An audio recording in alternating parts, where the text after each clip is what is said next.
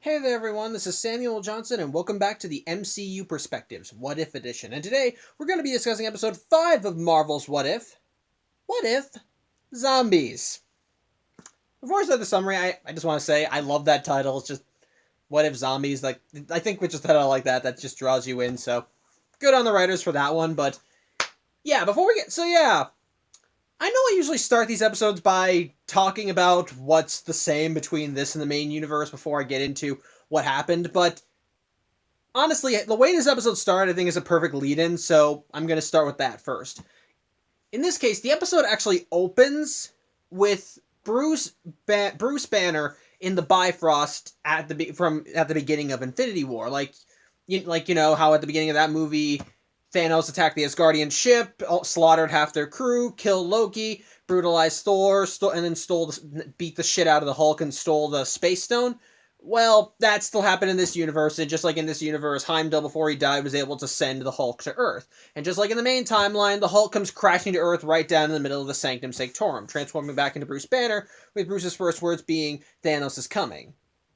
Only in this reality, there's no one there waiting for him. Bruce gets up and looks around, but there's nobody there, and he does ultimately get some clothes from the Sanctum's back room, but when he steps outside, there's still nobody there. He begins looking around and thinks maybe he was too late, but ultimately it's not the case because the two representatives from the Dark Order end up showing up. That shriveled guy that Tony called Squidward, and that big guy, and they're both there to still deliver the whole "Rejoice, people! You're about to be killed by Thanos," and blah blah blah, all that same stuff. And just like in the main timeline, Bruce tries to Hulk out to fight them, but the Hulk is still too intimidated to want to come out. However, as they're talking, Bruce suddenly sees a small portal opens up behind the shriveled guy's face. Again, I'm sorry, I don't remember his name, and I don't care enough to remember it. And Iron Man's hand comes out and hits him with a repulsor ray, causing the guy to fall to the ground, before a magic portal opens up and Bruce can see the outlines of Tony Stark, Doctor Strange, and Wong all come walking through. And so, of course, Bruce is like, "Yeah, you guys are in trouble," and of course, all three get into battle as they both jump at the two Dark Order representatives and just start beating the shit out of them. But as they're fighting, Iron Man's repulsor rays manage to kick them enough dust so that they're obscured. But Bruce seems to can make out enough in the smoke to know that that Tony and company are kind of going overboard. As during the battle, he hears the heroes ripping the two Dark Brotherhood members to shreds. And so, of course, Bruce is like, "Aren't you guys think you're going a little overboard?" And when the smoke clears, we see why. Tony, Doctor Strange, and Wong are zombies. And of course, and once Bruce realizes this, he realizes, "Holy shit, I gotta get out of here." Unfortunately, though, the attack by these three heroes managed to zombify the shriveled guy and the big guy, and so, unfortunately, all five of them zero in on Bruce, and we see that despite them being zombified, they still have their powers because that shriveled guy, because he had telekinesis, uses powers to hold Bruce in place, and of course, the other zombies are getting closer. However, help arrives in the form of Hope Van Dyne as the Wasp, and as Bruce is running away, Spider-Man, who comes swinging in and grabs Bruce. Of course, as they're swinging away, Bruce wants to know what the hell's going on, and it's here we finally learn the point of divergence between this reality and the main timeline, and why there's suddenly zombies running around. You see, remember back in Ant-Man and the Wasp how Scott wanted picking up signals from Janet in the quantum realm, and how through those signals Hank and Hope were hoping to bring Janet back out of the quantum realm to keep her safe? Well, that happened in this timeline too, and just like in the main timeline, Hank managed to go in a miniature ship that went into the quantum realm, and he managed to find Janet, who was still in her hood and the remains of her Wasp outfit and was wearing a mask. But it turns out that when Janet was down in the quantum realm, she picked something up. It's described by the Watcher as a quantum virus that essentially corrupted her brain. and I'm guessing to the point where it started redirecting a lot of the body's metabolic functions into just being active and needing to feed. Because once she takes off her mask, we see that her face is rotting, and she just lunges at Hank. At which point she takes his ship, goes into the regular sized world, and immediately attacks Scott. Janet manages to get out okay, but unfortunately, the genie's out of the bottle, and within one day, the entire entire Pacific coast is infected. And so, of course, with a threat this large, this gets the Avengers' attention, which I'm guessing that when there's a zombie plague around, I'm guessing that the United Nations are willing to say, you know what, fine, go and deal with it. We're not going to go and arrest you, because all the Avengers are there. There's Captain America, Iron Man, Black Panther, and Black Widow, I think. Pretty much it's just got a main roster of the Avengers, and they're all ready to charge in and fight the zombies until they get overwhelmed, as a zombie Ant-Man manages to infect Cap, and the remaining zombies manage to pretty much Zerg rush the remaining Avengers. So yeah, world's kind of screwed. Thankfully, though, there is a resistance in the form of Spider-Man, Hope, and various other people, including Okoye, who came to America searching for T'Challa after he went missing, a man named Kurt, who I swear to God I think is Nightcrawler, but he doesn't have the blue skin yet. But he has the accent, and his name is Kurt, and he seems kind of eccentric enough, so I think maybe it might be him, but don't quote me on that. The Winter Soldier, who is perfectly fine in this reality, and even still has his metal arm. Happy Hogan, and of course Sharon Carter. Pretty much, they formed a little resistance to try and pretty much survive the zombie apocalypse as best as they can, but even they know that that things are kind of are very bad. And while they did make a little instructional video that they posted online that was ultimately meant to be an entertaining way to help any survivors get through this, the problem is not going away anytime soon. And unfortunately, they're kind of running out of options. Thankfully, though, they do have a way out, as apparently they got a signal. They apparently got a signal that they pretty much got an SOS from someone who claims that they may have found a cure. Unfortunately, they weren't able to track the signal back to its source because it seems to be corrupted or scrambled. However, Bruce realizes that it's some kind of special frequency. I don't remember what the exact term he used, but he's able to unscramble it and zero in on where it is. So the group realizes that if there's a hope for a cure, maybe they can go find it.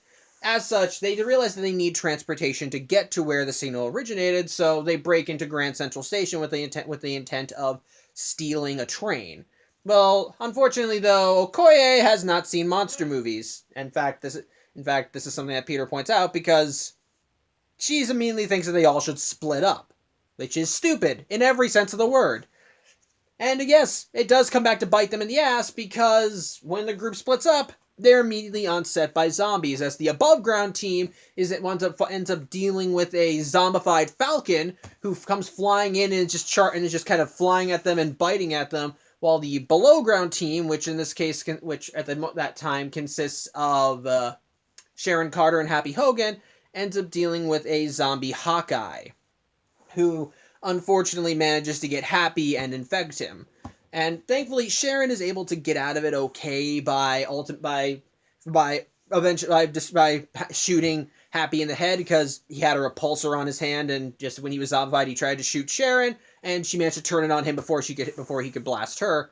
And so she manages to escape from the zombified Hawkeye and Happy. In the meantime, above ground, Okoye manages to pretty much bisect the Falcon before he can kill the Winter Soldier.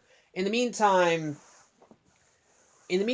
Bruce, Kurt, and Spidey are doing their best to try and get a subway car up and running, but in this case, they need to get it going, and unfortunately, the controls are kind of stuck. So Peter pretty much decides maybe if he can jumpstart it by pretty much just slingshotting it through. Okay, I'm using terrible language. He's pretty much getting a proverbial slingshot by webbing up the front of the the train, pulling back enough, and then when he's far enough back, they can try and launch it, and it'll pretty much launch forward with all the tension that he's built up in the webs. Eventually, they do manage to succeed, though the group does concede that does realize that they've had unfortunate casualties, and even Okoye apologizes to Spidey and says, "Yeah, we should have stayed together."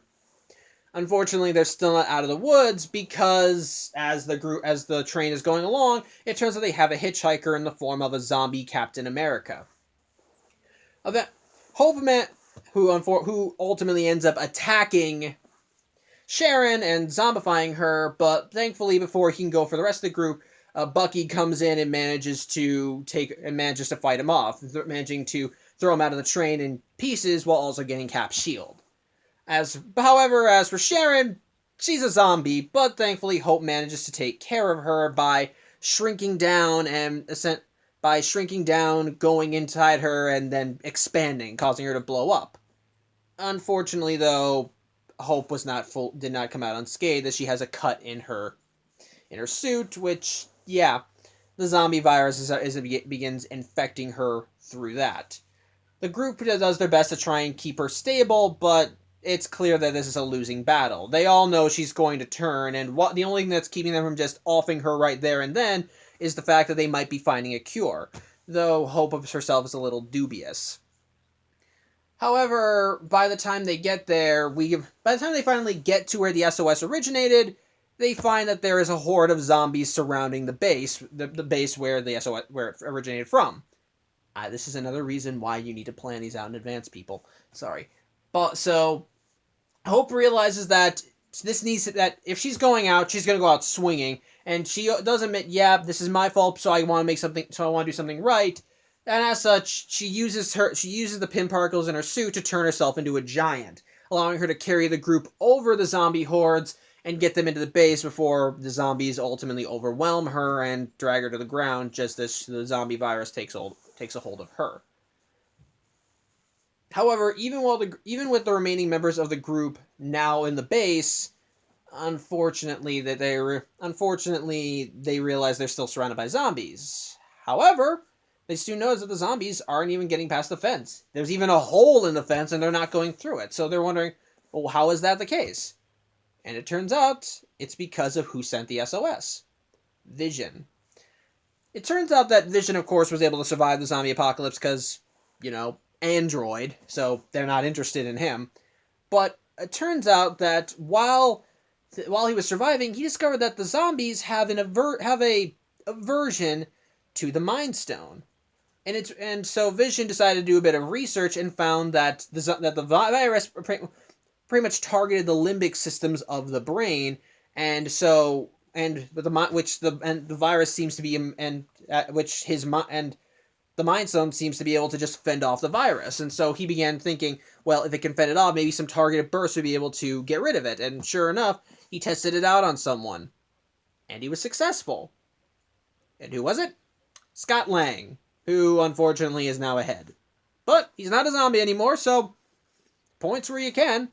As such, the group realizes that maybe if they can get the Mind Stone to a high enough altitude in a satellite, they can bathe the whole planet in its rays, and it could undo the zombification, resulting in everyone that's not, pure worm food now, because they do show that with the zombies, these people can be destroyed and bisected and just overall killed.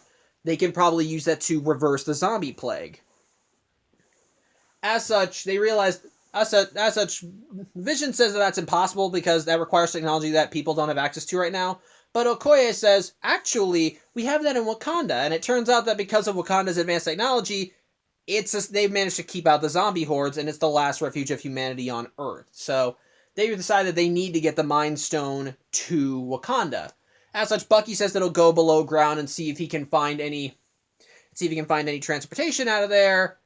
Though Vision gives him a cryptic warning and saying when you go down there, you won't find what you're looking for. And as he goes down, and turns out as Bucky continues on, he hears moaning, someone in pain. And when he goes to find the source, he finds T'Challa missing a leg. Thankfully, he's not zombified, But when Bucky asks who the hell did this, it turns out that it's Vision. And sure enough, above ground, Bruce managed to access the computer systems, and it turns out that they are not the first people to answer Vision's distress call. And so once Bucky comes back up with T'Challa, Vision openly admits what he's been doing. It turns out that below the base is the Scarlet Witch, who is also zombified. Unfortunately for Vision, the Mind Stone doesn't seem to have an effect on the Scarlet Witch due to the nature of her powers. As a result, she's one of the few zombies that can come near him. And so, to keep her at bay, he managed to contain her, and to keep her from breaking out, he supplied her with fresh meat, so to speak, by luring in people and feeding them to her, which is why T'Challa is here. It turns out that when the Avengers were infected, Vision came in and grabbed T'Challa and brought him to Wanda to be a constant snack to keep her from going nuts. Of course, the group asks him, well, why didn't you just kill her if she was that much of a threat? And Vision admits he didn't have the heart to do it. He cared about her too much. Unfortunately, though, it turns out that when Bucky went down to get Black Panther, it woke her up. And sure enough, Scarlet Witch comes right out from underneath the base and is ready to just tear the place apart, going right after Kurt first and managing to use him as their next meal. In the meantime, the group realizes we need to get out of here and get to Wakanda, and ultimately Vision realizes he done effed up, and so he does help them escape, but he also says, look, go ahead, get something, go get a jet, and I'll stay behind and keep her distracted. That's the least I can do to try and atone for what I did. And so he manages to bring the building down on top of Scarlet Witch, and although she does get Okoye, so ultimately the only people that are left are now Peter Parker, Scott, who's like I said ahead, and T'Challa. As such, Vision says that and Bruce. Sorry, I forgot about Bruce. As such, Vision says that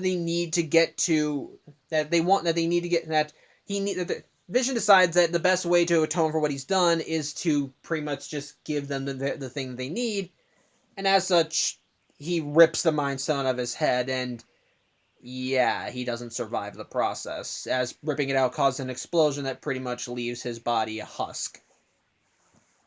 The group does manage to get the Mind Stone, however, unfortunately, and Bucky, I keep forgetting about Bucky. Sorry, I'm forgetting people. Bucky's alive too. But yeah, the group managed to get away with the Mind Stone, and thankfully the Scarlet Witch doesn't come after them, because the instant she sees Vision, it's clear that it just hits her. Like, we don't see it in her facial expressions, but she doesn't immediately go after the group. Instead, she floats down to Vision's body and just looks at him for maybe a solid minute, as you can tell by her body language, she's just trying to comprehend this. As such, Bucky realizes that once she's done with that, though, she'll go after them, so he sacrifices himself to face her, though she's clearly now just pissed off because she doesn't need him either and just throws him aside. As such, the rest of the group try and run to the hangar, but it's clear that without Vision, the Mind Stone isn't keeping the zombies at bay, so they're now all rushing into the base. As such, as they're all going into the hangar, Bruce says, "You need to go. I'll hold them back." But Peter is like, "No, don't do that. I can't lose another person today. Like, I don't know what that'll do." And Bruce gets the Mind Stone and says, "Then avenge us." As such, he runs out, and as the zombie horde with Scarlet Witch at their helm gets closer, Bruce is trying to get a pep talk to Hulk. Like, "Come on, buddy, this is the good one. You got to come out now. This is a big time to be a hero. Wouldn't this be so awesome to be the good guy right now?" And so he just rushes into the zombie horde, just ready to punching them aside. But they're all starting to gang up on him, and the group and T'Challa has managed to get in the driver's seat of the jet, and he's trying to get it started, but it's not going up. And the zombies are piling on top of Bruce, and suddenly they all get thrown aside, as emerging from the pile is the Hulk, giant, pissed, and ready to smash. And of course, the first person that he goes up against is the Scarlet Witch. Yeah, we don't get to see the full fight scene, unfortunately, but that, I think, was just badass in every sense of the word. As such, Peter, T'Challa, and Scott manage to get away on the jet, though they do have a brief run-in with Zombie Hope. But ultimately, the group realizes that that for the people who have been lost, they have to keep fighting. And with the Mind Stone, they might be able to have a chance of fixing everything. They might be able to save everyone. And so the episode ends with them flying the jet to Wakanda, ready to see if they can find a way to bathe the Earth in its light. Only for the episode to cut to space, and we soon learn that the Dark Order probably decided to skip Earth after their encounter with the Wasp, Bruce, and Spidey, because as we soon discover that Thanos has been infected with a zombie virus, and he has 5 of the 6 Infinity Stones. So, yeah, that's how the episode ends. So, overall, what did I think of the episode? It's alright. Yeah, I think that's just kind of what the episode is. It's just alright. It's not perfect by any means. It kind of feels like, if I have to say something good about the episode, it feels like a very good zombie horror survival movie, because it definitely knows how to raise the stakes. Hold on a second. Sorry about that, dog. Anyway, yeah, like I was saying, it definitely has a great sense of tension to it, because they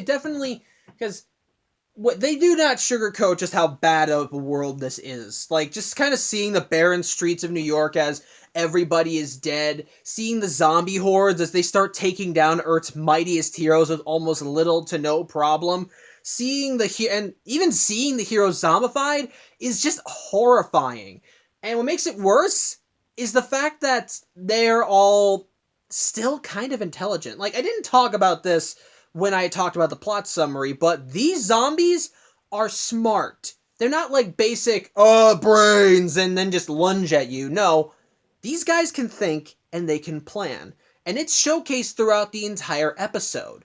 Like, for example, how this entire thing got started was because Hope wanted to get her mother back. And if you remember Ant-Man and the Wasp, how they were able to do that was through the signals that Janet sent out. Meaning that Janet, even if she was infected, had to be intelligent enough to reach out to the group and give them something that they could use to come find her.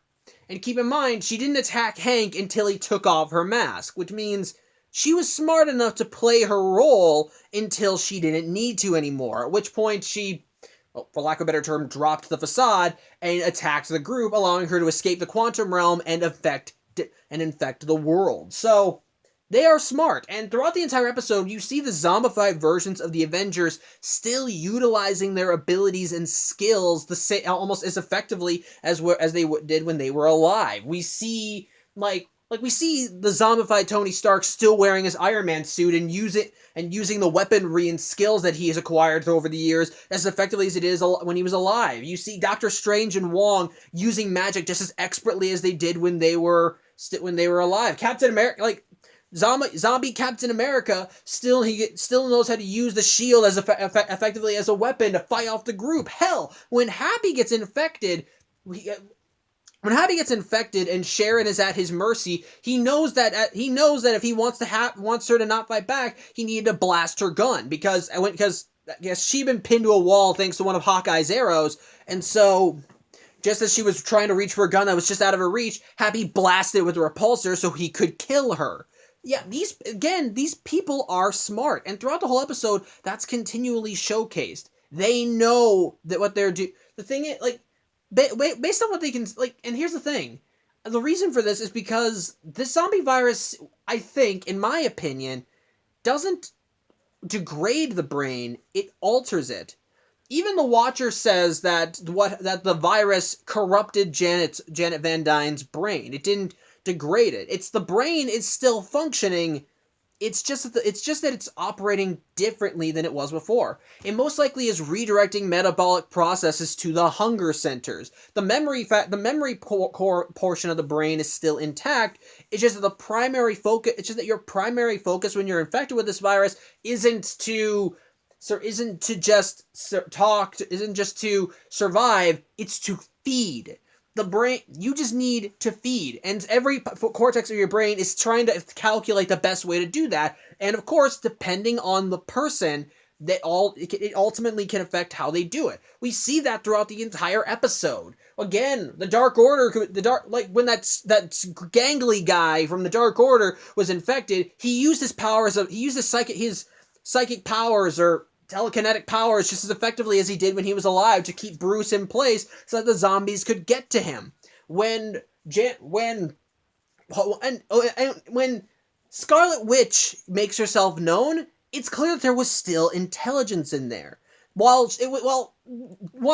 her personality was probably gone, the memories that still made her Scarlet Witch were still in there, and that was showcased with Vision. Vision still cared about her, and he clearly was able to contain her enough, because she stayed there for a while, at least 2 weeks, because they said the zombie virus spread 2 weeks prior to Bruce making it back to Earth, which also showcases that Ant-Man and the Wasp actually did take place before Infinity War, so take that as you will, although I'm sure plenty of you already knew that. So, when Vision sacrifices himself to give the survivors the Mind Stone, it shakes Wanda. Like, she gets out of the rubble of the building that was brought on top of her, and immediately she sees Vision's body and is like, no. Like, she doesn't say it. She doesn't say it, and her expression still is the same vacant expression that all zombies have, like, but just the way she's looking at his body, like she turns him around so she can look at his face, and while Bucky is shooting at her, she instead just uses her powers to hold the bullets and then push them back, all while she's still looking at Vision. It's clear that despite her zombified state, there was enough of her still in there to feel something for Vision, to still care about him, and it's clear that his death pissed her off in the same way it pissed her off in the main timeline, because she doesn't eat Bucky. She immediately uses her powers to blast him and then throw him into a building before zeroing in on the group. Clearly the zombie virus, while it redirects portions of the brain to certain other areas, it still leaves the brain intact. It doesn't degrade you or turn you into a ravenous monster. Well, okay, it does, but it leaves enough of the intelligence intact so that you can still think, plan, rationalize to a degree. So I think that's actually impressive. I like seeing that, and it's very similar to the source material for the episode, which I'll get to soon when I talk about the pluses. On top of that, the episode does still have plenty of emotional weight, and it's showcased with the survivors, specifically Peter.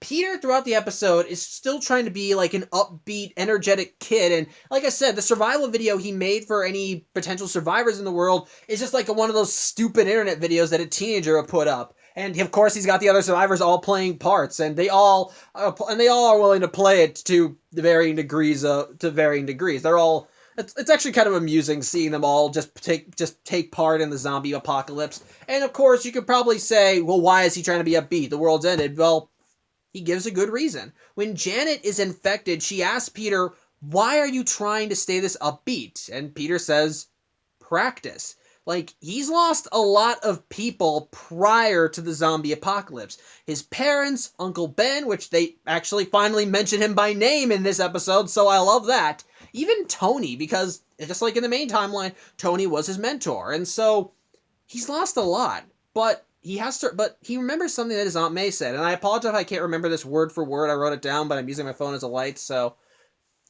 yeah, I wrote it down on the phone. Pretty much Peter says,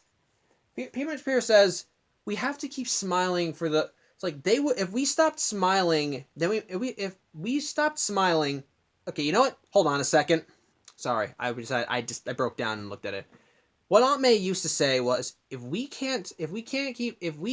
stop smiling when they can't, we might as well be gone too, and they'd want us to keep going.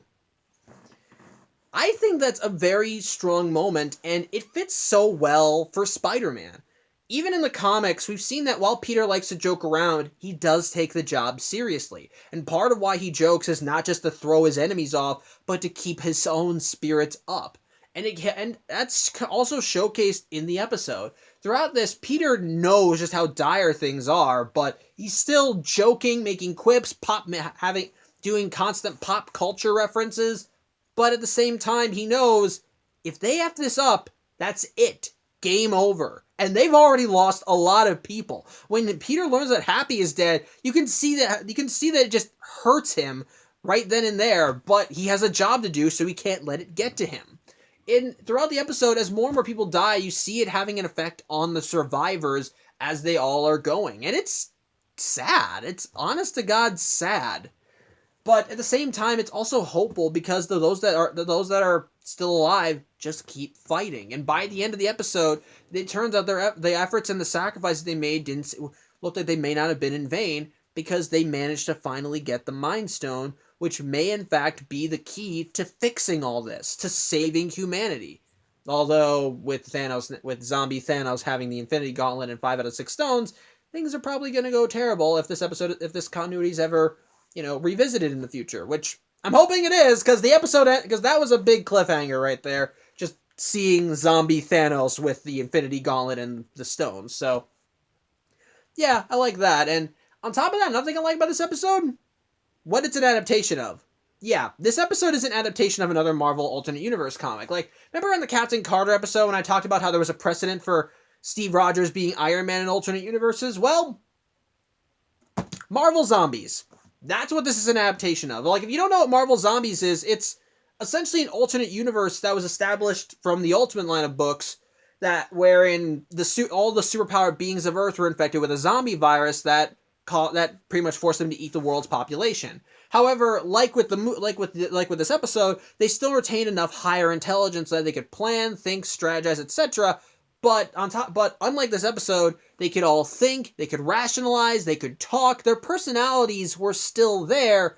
It's just that they were overwhelmed with a desire to eat flesh. So, yeah.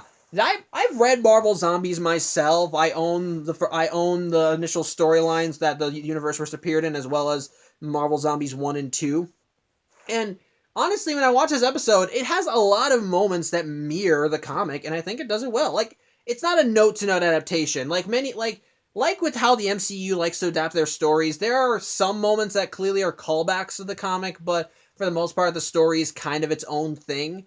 And how that's showcased here is, like, again, that speech with Peter. Spider-Man makes a very similar speech in Marvel Zombies about how the quips are there to help keep him going and keep him fighting. So, and for both instances they work, because in the Marvel Zombies universe, Spidey is one of the infected, and of course he can't stop himself when the hunger gets a hold of him, and whenever the hunger is temporarily sated, the guilt catches up to him and hits him like a truck.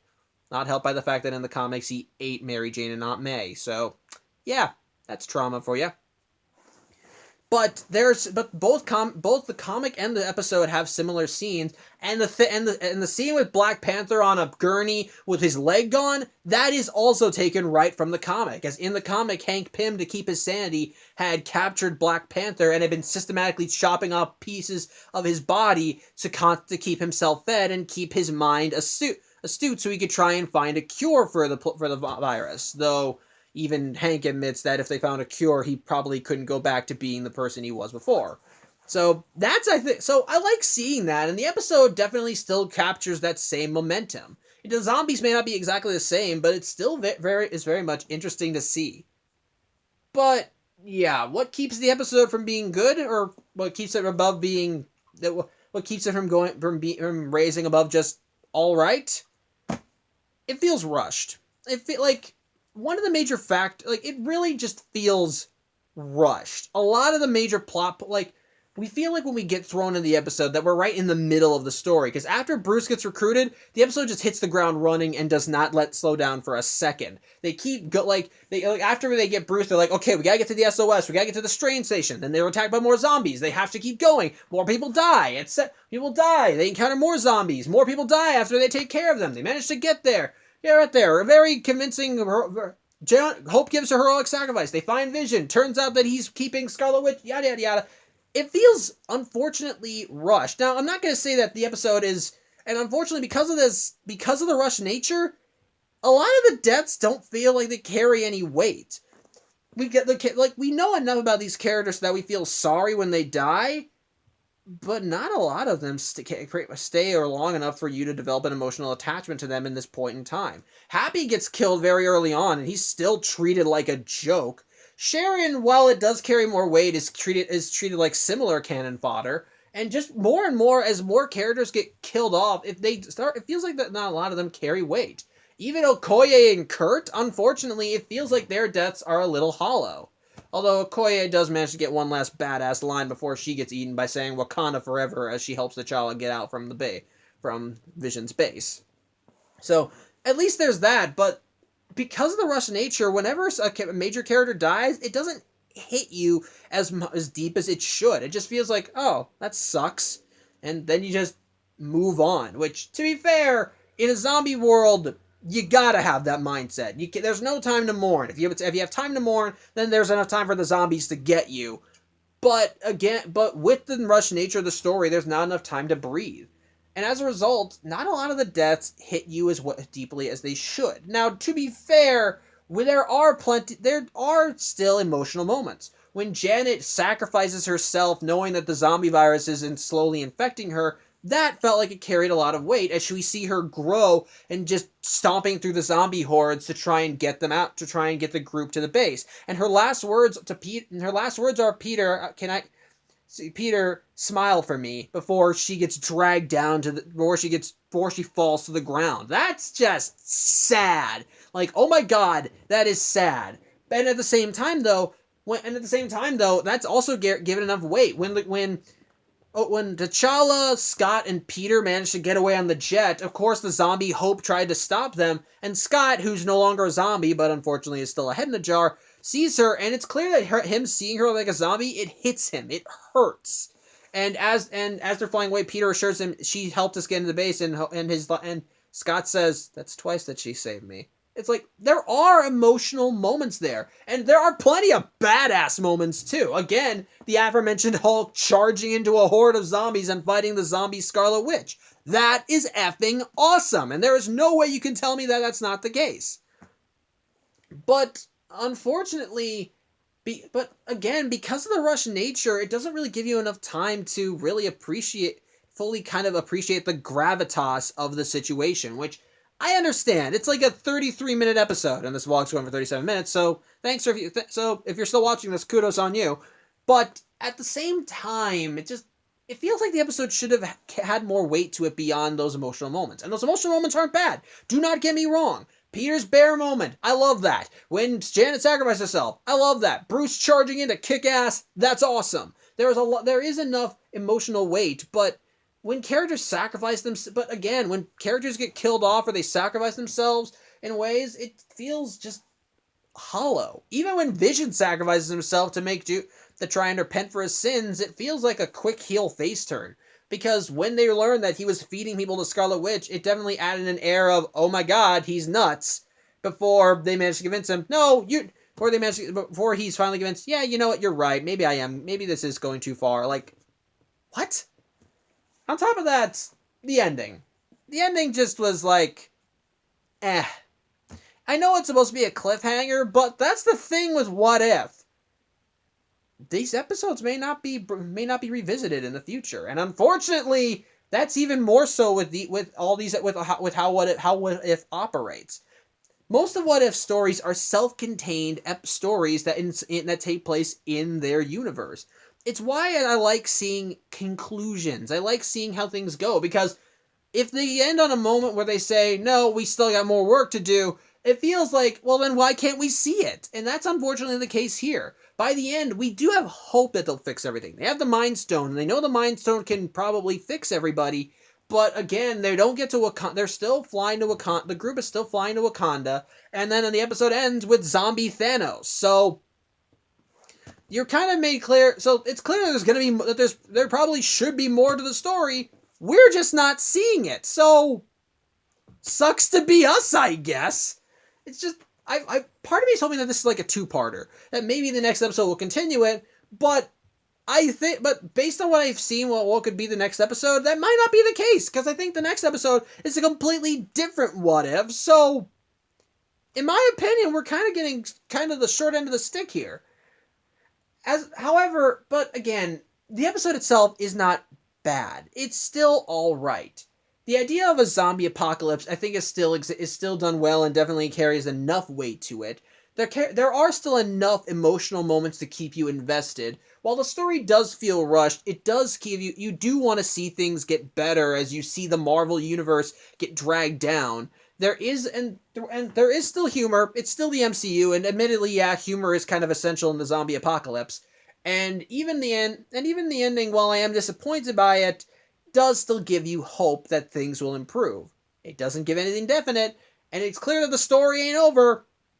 It's just that, but again, at least it's something, and I'll give it that. Again, what holds it back is the rushed nature of the story, which in turn makes us not care that much for people when they die, or has certain plot elements not be resolved too quickly, and as a result of where the episode ends, it feels like that we're not seeing the ending of the story. It just feels like it stops. So yeah, I'm gonna call that a flaw in the episode. So again, not bad, perfectly all right, a decent a nice has enough callbacks to the Marvel zombies, and it does have enough to stand up on its own. But I think the flaws do hold the episode back and keep it from being great. It's ultimate, but overall, it's just all right. Nothing horrible, nothing great, just all right. So, yeah, that's about it. Thank you for watching. I'm Samuel Johnson, and I will see you next week for the next episode of What If. So, yeah, that's it. I hope you have a good night, and take care.